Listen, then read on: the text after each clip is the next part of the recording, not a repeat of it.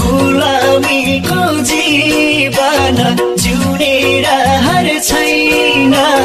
घरमा साउकोरिन नतिरेर भइन Saudi Malaysia धन कमाउन साउदी मलेसिया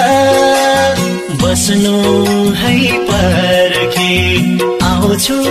म फर्की तिमी बिना चाहिँदैन